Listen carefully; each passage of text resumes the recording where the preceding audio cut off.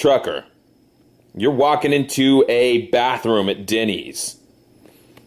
Go into the bathroom stall, you're unbuckling your britches, you're pulling down your trousers, underwear and all, and you are about to put your bare ass on a toilet seat.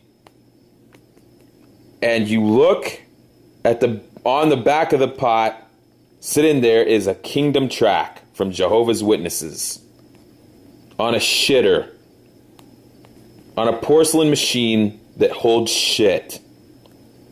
And so you put your butt cheeks on the toilet seat, and you pick up the message from Jehovah God, and you read it while giving the toilet a real working over.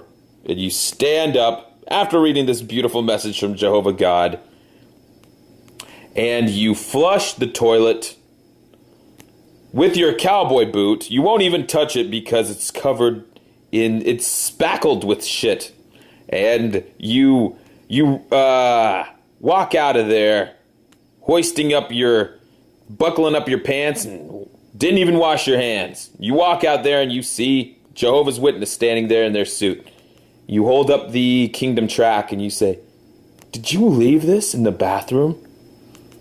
And Jehovah's Witness says, "Yes, I hope you enjoyed reading that. It's a message from Jehovah God. But the new system of things."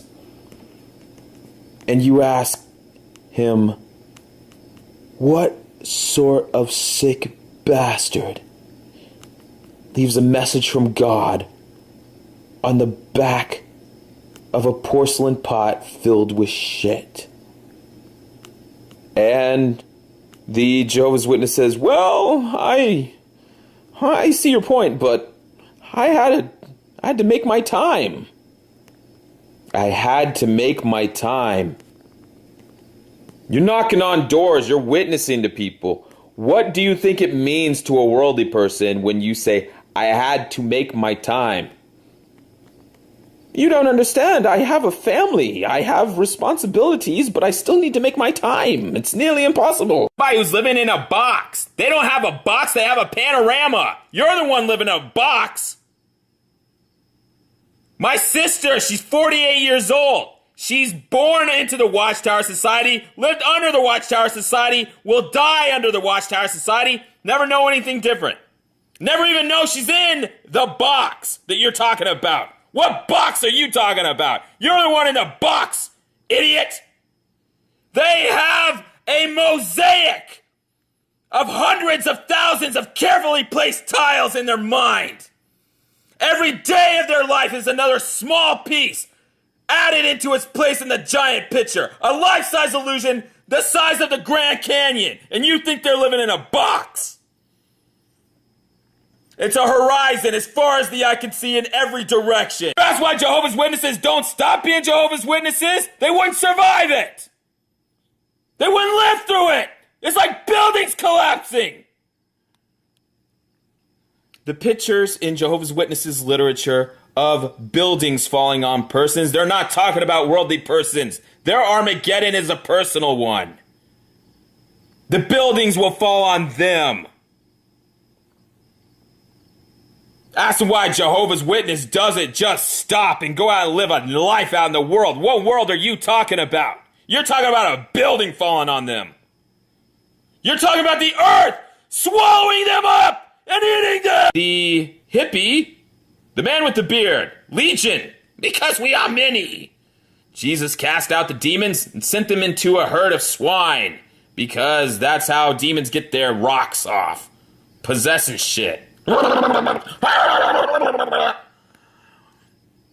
And the mass suicide of 1918, it was a long time ago. Who knows if it happened or not, but people were going to kill themselves and kill each other by the thousands. It may have occurred. It's too long ago. That is lost history. We as Jehovah's Witnesses don't focus on that. We move forward. I don't know about Jehovah's Witnesses. They're geniuses. They have unlocked the secret of eternal life. You, a Jehovah's Witness, you're going to be the first person in history to ever live forever. You're a janitor, but you have beaten death. You have edged out the rest of the human race. You will be the first eternal liver. You are going to live without end. Out of all the philosophers in history who tried to unlock the meaning of life, they failed, but you succeeded, even though you don't have a high school diploma. All the scientists working in a laboratory finding ways to extend the human lifespan. It's in vanity. However, you will live eternally. And it's virtually effortless. All you have to do is go to the Kingdom Hall. Go door to door, Watchtower Awake magazine, and you will be the first human being to never die! You will live forever! You're a genius! It barely took any thought at all! The magazines are written at a grade school level. It's easy!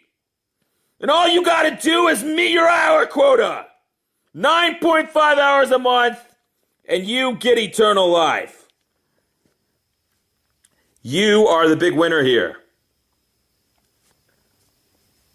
7 billion people gonna die, but you are one of the few people who won the lottery. Because you were born into a Jehovah's Witness family, and you had the benefit of 3 meetings a week for 20 years.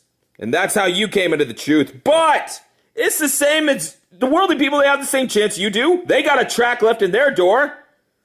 They got a back issue of Awake magazine left in the door, and they had the same opportunity you did. So when they die a blazing hot death, don't shed a tear of them, because they had it coming. You won. You edged them out. You won the contest. I'm not assisting with Jehovah's Witnesses, helping them get deprogrammed. That's a lion holding a baseball. That's holding a baseball in its hands.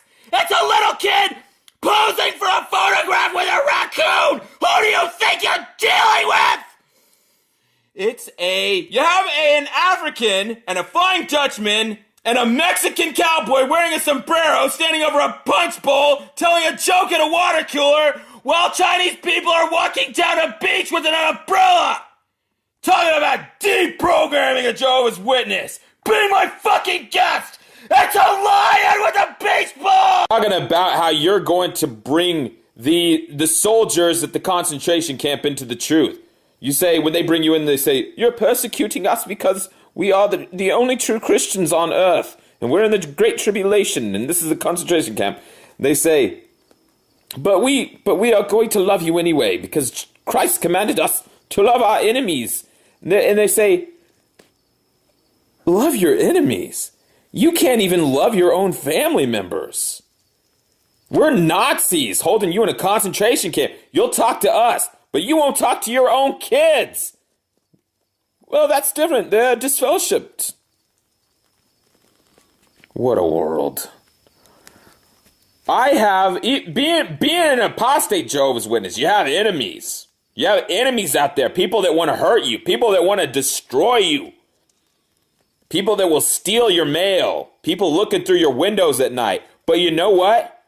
Being an apostate enemy of Jehovah's Witnesses, I still have less enemies than I did when I was a Jehovah's Witness. And I'm not talking about worldly people. I'm talking about other Jehovah's Witnesses. Yeah, I know, I'm blowing your mind right now. Every Jehovah's Witness has enemies. And there are other people at the Kingdom Hall. That's funny, isn't it? I get a big kick out of that. Every Jehovah's Witness has, look, you have about 30 people who just don't like you. They really don't like you. You have about 20 people who hate you. You have somewhere in the neighborhood of probably 300 people who know who you are, but they are indifferent to you. You have probably 6 arch enemies. I would say people who you're just openly enemies with, like you can't be in the same room with them. And you have 1 or 2, each Jehovah's Witness, even if you're an old lady, your grandma, your Jehovah's Witness grandma has a mortal enemy, somebody that wishes you were dead. It's just the Jehovah's Witness reality. Every Jehovah's Witness has someone else in the circuit, in the congregation, at the If you're in the same congregation, you will change congregations. That's something that happens all the time. Every congregation has people that should be assigned to it, but they're going to a different kingdom hall 30 miles away because they can't be in the same room with that person. They can't go into the same kingdom hall and sit on they'll do it for a while. They'll sit at the other end of the corner of the kingdom hall, but they can't live that way, and pretty soon they'll quit their job. They'll move to a different town to get away from another Jehovah's Witness at the kingdom hall because they can't live with them. You know, in the 80s, there used to be get-togethers. They used to have big get-togethers where there would be 100 people. In the 90s, they started having smaller get-togethers, be 50 people. Now you can't even have a small gathering at your house with 20 people because it's not conceivable any longer, because Jehovah's Witness culture has devolved to the point where you are hard pressed to find a dozen people that can be in the same room together. It's getting that extreme, really. And talk to a Jehovah's Witness off the record. Just crack open a couple with a Jehovah's Witness and get them bullshitting. Now, when they're in front of a microphone, we have the brotherhood, the friends. When you get off the record, you're going to find out that the friends ain't so friendly.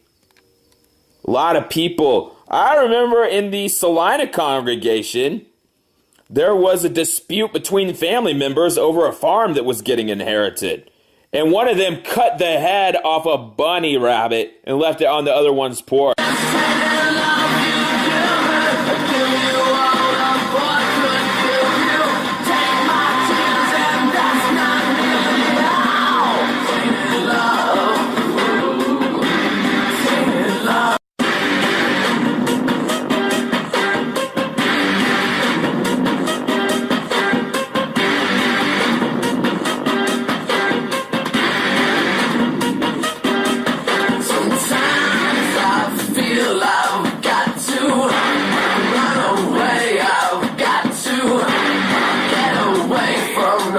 And you read it while giving the toilet a real working over. And you stand up after reading this beautiful message from Jehovah God, and you flush the toilet with your cowboy boot. You won't even touch it because it's spackled with shit. And you look on the back of the pot, sitting there is a kingdom track from Jehovah's Witnesses on a shitter, on a porcelain machine that holds shit. And so you put your butt cheeks on the toilet seat, and you pick up the message from Jehovah God, and you walk out of there buckling up your pants and didn't even wash your hands. You walk out there and you see Jehovah's Witness standing there in their suit. You hold up the kingdom track and you say, "Did you leave this in the bathroom?" And Jehovah's Witness says, "You're a big fat trucker. You're walking into a bathroom at Denny's. Go into the bathroom stall, you're unbuckling your britches, you're pulling down your trousers, underwear and all, and you are about to put your bare ass on a toilet seat